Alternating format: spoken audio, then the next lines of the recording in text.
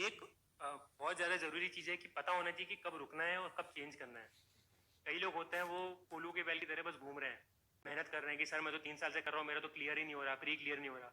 अब आप मेहनत गलत कर रहे हो। मैं एक एग्जांपल लेता हूँ, वरुण रेड्डी है, इस बार 7th रैंक आई है उनकी, उनका एक 5th अटेम्प्ट था। फर्स्ट अटेम्प्ट में उनका ज्योग्राफी ऑप्शनल था, 2014 में पैटर्न चेंज हुआ था तब उन्होंने लिया, उनका क्लियर नहीं हुआ। Second attempt geography optional clear नहीं हुआ। उन्होंने सोचा कि भाई कुछ तो गड़बड़ कर रहा हूँ, क्या पता है मेरा स्ट्रॉन्ग नहीं है, इसमें नंबर नहीं आ रहे, तो वो मैथ्स के अंदर चले गए। मैथ्स में आए, थर्ड अटेम्प्ट, मैथ्स का पहला अटेम्प्ट 166 रैंक IRS, उसका अगला अटेम्प्ट दिया 220 समथिंग रैंक IRS, इस बार फिर से अटेम्प्ट दिया मैथ्स से, उनका 7th रैंक IAS, उनको IAS में आना था। 5th अटेम्प्ट में वो मैथ्स के साथ आगे चले गए, पर उनको पता था कि जो उन्होंने वो डिसीजन लिया ज्योग्राफी लेने का वो गलत था। उनको अपने बारे में पता था कि ये मैंने गलती करी है।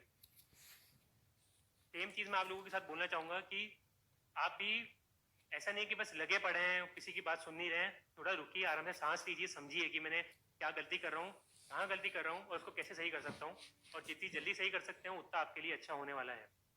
एट द सेम टाइम कई लोगों का होता है कि उनके लिए एग्जाम बना हुआ ही नहीं होता है। मैं भी एग्जाम में गया था, मैं 2 अटेम्प्ट सोच के आया था कि 2 अटेम्प्ट दूंगा, 2 में नहीं हुआ तो मेरे को समझ में आ जाएगा कि ये एग्जाम ही मेरे लायक नहीं है, मैं नहीं कर सकता इस एग्जाम को। वो भी समझिए, कई लोग होते हैं, इसमें कोई शर्माने की बात नहीं है कि यार ऐसा कैसे मेरे से एग्जाम क्लियर नहीं हो रहा। कई लोग ईगो पे ले लेते हैं कि 2 बार नहीं हुआ तो तीसरी बार भी लगे पड़े कि ऐसे कैसे नहीं हुआ, मेरा मेन एग्जाम नंबर से छोड़ा, अगली बार करके रहूंगा। वो अगर आपने ये थोड़ा जो ये ईगो वाली बात है, कुछ ज़्यादा आत्मविश्वास से घमंड की तरफ अगर आप आ गए तो वो लोग फिर 3 के 4 के 5 अटेम्प्ट भी लेके पूरा अपने ज़िंदगी के 5-6 साल डाल देते। पता होना चाहिए कि कब रुकना ज़रूरी है। ये मैं आपको डिमोटिवेट नहीं कर रहा हूँ कि एग्जाम आपके लायक नहीं है, मैं आपको सच्चाई बता रहा हूँ, सबके साथ सच्चाई होती है। हर कोई उतना इजीली समझ नहीं पाता है, किसी का साइंस एप्टीट्यूड ज़्यादा होता है, किसी का ह्यूमैनिटी ज़्यादा होता है। हो सकता है कि आपको कुछ और करना अच्छा लगता होगा, तो वो समझिए, वो कोशिश कीजिए। एग्जाम आपके लायक नहीं है तो छोड़ दीजिए, अपनी लाइफ इसके अंदर नहीं लगाइए। ये मत सोचिए कि यूपीएससी जिंदगी के अंदर सब कुछ है, यूपीएससी नहीं है। मेरा एक बार में हो गया वो बात अलग है, बट मैं भी 2 अटेम्प्ट के बाद में छोड़ के जाने वाला था। मुझे पता था कि मैं 2 में नहीं कर सकता तो मैं नहीं कर सकता हूँ। जिस वक्त आपको ये समझ में आ जाएगा कि यूपीएससी ही सब कुछ नहीं है, उस वक्त आपके जो आधा परफॉर्मेंस का प्रेशर है, ये एग्जाम करके ही रहना है, आईएएस बन के ही रहना है, ये सर्विस आनी लेकर ही आनी है, जिस वक्त आप ये सोचने लगते हैं आपका एफिशिएंसी कम हो जाती है, आप उस इतने प्रेशर में आ जाते हैं कि आपको डर लगता है। अभी वर्ल्ड कप चल रहा था, वर्ल्ड कप के पहले इंग्लैंड की टीम 400 मारती थी, 400 चेज करती थी। जब वर्ल्ड कप का प्रेशर आया कि भाई घर पे वर्ल्ड कप है, हमको वर्ल्ड कप जीतना है, उनसे 250 रन बनने मुश्किल हो जाते थे। क्या है ये? परफॉर्मेंस प्रेशर है। जब हमको पता है कि जब परफॉर्म करना है वो प्रेशर आ रहा है, कई लोग उस चक्कर में फंस जाते हैं। इसलिए इस एग्जाम में आपको क्लियर माइंडसेट रखना है कि आप एग्जाम क्यों देने वाले हैं। ये एग्जाम सब कुछ नहीं है, नहीं हुआ तो एक बार फिर से कोशिश करता हूँ, 2 बार करता हूँ, नहीं हुआ तो ठीक है, कुछ और करूंगा। जब आपने इस एग्जाम को जिंदगी मान लिया, उस वक्त ही आप काफी पीछे हो चुके हैं, आपको एक्स्ट्रा मेहनत करनी पड़ेगी। और कि आपको क्या इम्पोर्टेंट है और क्या नहीं है। इसीलिए एक यूपीएससी सिलेबस की कॉपी मैंने अपने स्टडी टेबल पर हमेशा रखी।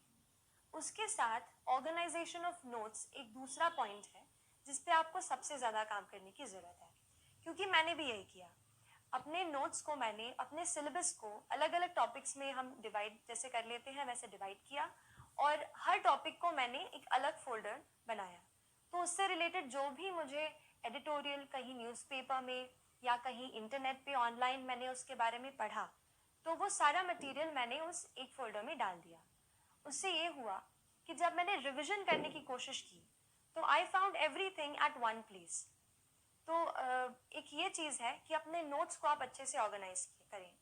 ये काम आपको स्पेशली ज़्यादा ऑप्शनल में आएगा, क्योंकि ऑप्शनल में भी जैसे मेरा ऑप्शनल सोशोलॉजी था, तो उसमें ये सब्जेक्ट मेरे लिए नया था, लेकिन उसके सिलेबस के साथ मैं उसको हमेशा सिलेबस को साथ रखा मैंने, और प्रीवियस ईयर के पेपर्स को मैंने देखती रही। मैं ऑप्शनल के पेपर में थोड़ा ऐसा है कि थीम्स जो हैं कई बार रिपीट होती हैं टॉपिक्स के, तो उन थीम्स पे आप हमेशा फोकस करते रहिए, और कुछ थीम्स के आप अलग से नोट्स बनाइए खुद।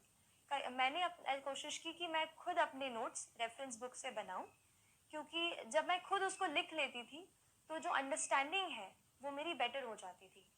तो खुद के नोट्स पे मैंने खुद नोट्स बनाने। नेक्स्ट चीज़ जो मैं आपसे शेयर करना चाहूँगी, और मुझे लगता है कि ये चीज़ बहुत इंपॉर्टेंट है यूपीएससी के लिए, वो है आंसर राइटिंग। जनरल स्टडीज़ और ऑप्शनल के जो टोटल हमारे रिटर्न के मार्क्स हैं, वही मार्क्स हैं जो हमें कहते हैं ना आखिर आपको रैंक अच्छी दिलाएंगे। तो आप आप जैसे मैंने ये किया कि आंसर राइटिंग पे शुरू में बहुत डर लगता था कि आंसर अच्छे से नहीं लिख पा रही हूँ, और क्योंकि इंजीनियरिंग बैकग्राउंड से हूँ तो बस पॉइंट्स में छोटा छोटा लिखने की आदत है।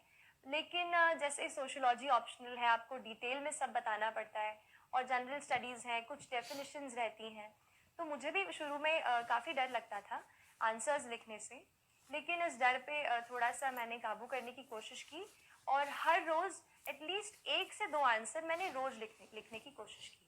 भले ही मैं आंसर अच्छा नहीं लिख पाती थी, शुरू में बहुत दिक्कतें आई, लेकिन बार बार जब आप आंसर्स लिखते हैं और क्वेश्चंस अच्छे स्टैंडर्ड के क्वेश्चंस लेते हैं, जैसे यूपीएससी के ही आप प्रीवियस ईयर के क्वेश्चंस ले लीजिए, उन क्वेश्चंस से मुझे ये समझ में आया कि असली एग्ज़ाम का स्टैंडर्ड क्या है।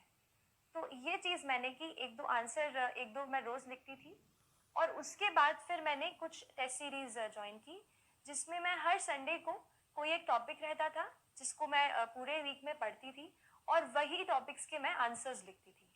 So that answer writing practice I think इतनी बिल्ड हो जाती है कि बाद में जब एग्ज़ाम में कोई सवाल जैसे आपको नहीं भी आ रहा हो, तो भी आप अब सवाल से कुछ की टर्म्स को ढूंढ करके आप कुछ ना कुछ उसमें लिख सकते हैं जो कि उस आंसर के लिए रेलेवेंट हो। तो ये क्योंकि कॉम्पिटिटिव एग्ज़ाम है, आपको 1 या आधा मार्क एक्स्ट्रा स्टील करना है, तो इसके लिए आप कोशिश करें कि अपनी रीडिंग वाइड रखें और आंसर राइटिंग की